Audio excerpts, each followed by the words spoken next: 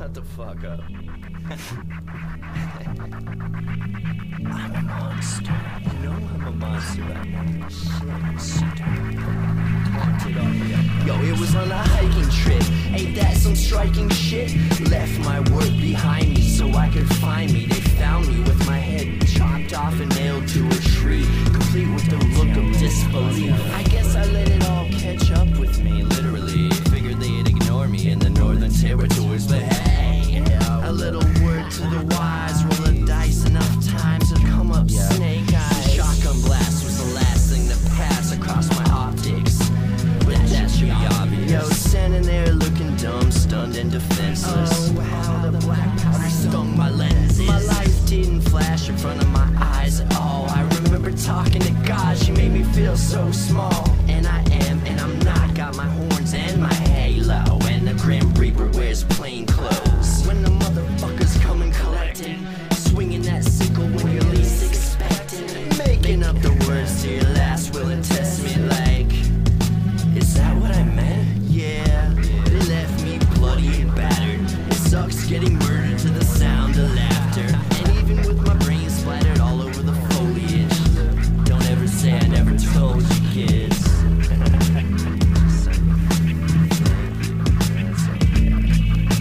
The number 28, it reminds me of the summertime. A poverty-stricken poet making money, running numbers right. And to be honest, I never thought I had much, but the boss got mad when his daughter felt my sad touch. I guess it was my fault, I never called it love, but it's unrealistic to think the boss would call me son. So I walked into work and pow, who knew? I woke up with no fingers and some concrete shoes. Ooh. When I woke up to a boardwalk sunrise, words I can't remember, but I recall the sunshine.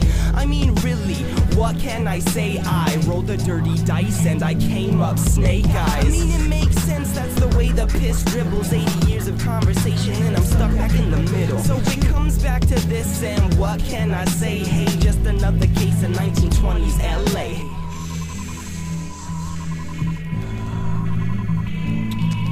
I've seen a lot of death, and I've caused a lot of bloodshed. Crimes that I committed, I did just to keep my family fed. It wasn't just a family of 4, 5, or 6, but we were something round the lines of 456. We were the biggest organized crime in the greater New York City. But that cold December night in 28, it came too quick. There was no time to react. I was alone sleeping in bed. The clock read 2 a.m. and I was in over my head. I recognized these men. We shared wine and words just last night. They said I owe them money and they took me for a car ride. I tried to explain I'd never steal from my family, but with every word I said, well, I could tell they wouldn't have me. And then they blindfolded me and yelled at me to shut my mouth. Yeah, I got their $500,000, but it doesn't matter now. My plan was to leave and become a real author, but I was caught up by fate and I was killed by my brother.